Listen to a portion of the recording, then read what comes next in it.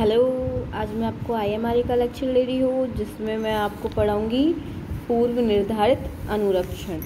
अब पूर्व निर्धारित अनुरक्षण में पॉइंट टू पॉइंट मैं आपको बताती जाऊँगी, ठीक है।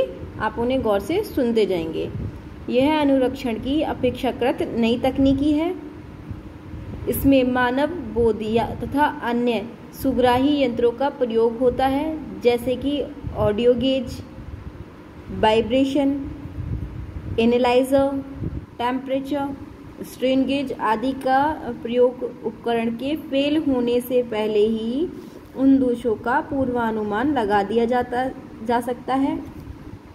नेक्स्ट है वैद्युत घूर्णक मशीनों से निकलने वाली असाधारण आवाज़ दोष की पूर्व सूचना होती है। किसी बिंदु पर वैद्युत केबल का अधिक गर्म हो जाना भविष्य में होने वाले भयंकर दोष की पूर्व सूचनाएं मिल जाती हैं इसमें। नेक्स्ट है उपकरण को केवल हाथ से छूकर दोष से बहुत से दोषों का अनुमान लगाया जा सकता है। पूर्व निर्धारित अनुरक्षण में उपकरण की लगातार या समयबद्ध तरीके से स्थिति का ज्ञान रखा जाना चाहिए, जिससे कि समय पर अनुरक्षण कर्मचारी इस पर समायोजन, ओवरहॉल या मरम्मत पर कार्य कर सके। और इसका लास्ट पॉइंट है पूर्व निर्धारित अनुरक्षण से उपकरण के फेल होने का भय नहीं रहता और इसकी आयु लंबी हो जाती है।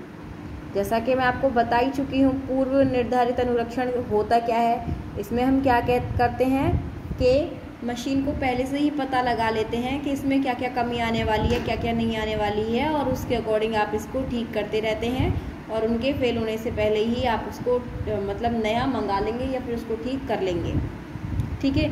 अब नेक्स्ट है प्लांट अनुरक्षण में कुछ नए विकास, ठीक है। नए विकास में करेंगे तो क्या क्या होगा, पहले तो मैं ये बता देती हूँ क्या क्या हो जाएगा इसमें। तो इसकी इफ़िशेंसी बढ़ जाएगी, अनुरक्षण का कॉस्ट कम हो जाएगा और विकास सेवा में सुधार होंगे।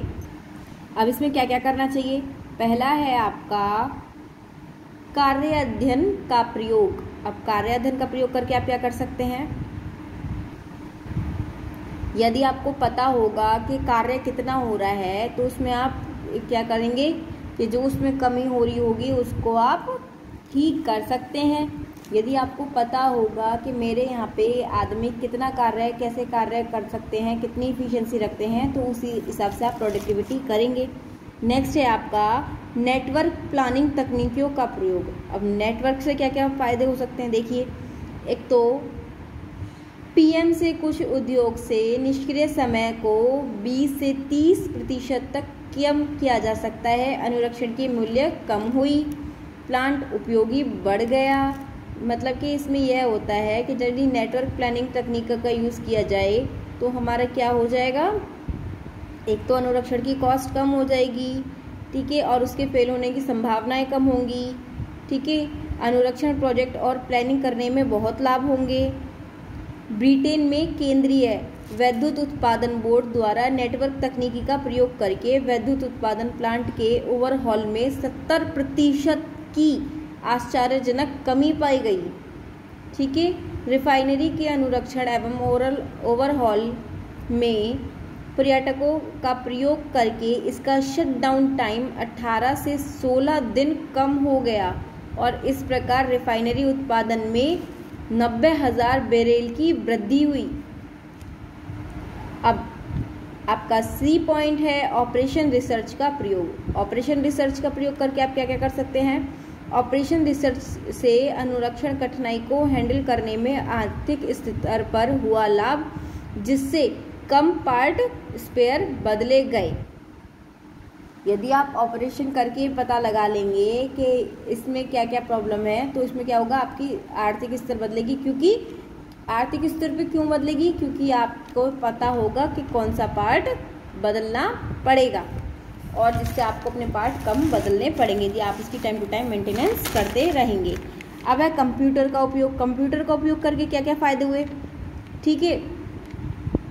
अनुरक्षण कठिनाई के प्रबंध करने में कंप्यूटर का प्रयोग करके दक्ष चालन व नियंत्रण प्राप्त हुआ। अब कंप्यूटर से आपने देखा होगा बहुत सारी चीज़ें आप कंप्यूटर से ही नियंत्रण कर लेते हैं, आपको मैनुअली जाने की ज़रूरत नहीं पड़ती। नेक्स्ट है आपका, कंप्यूटर से अनुरक्षण वर्क ऑर्डर तैयार किया जा सकता है जिससे यथार्थ वर्क ऑर्डर विवरण यह जॉब टाइमिंग प्राप्त किए जा सकते हैं। ठीक है, अब कंप्यूटर से हमारे जो अनुरक्षण विभाग है उसमें क्या क्या सुधार प्राप्त हुए।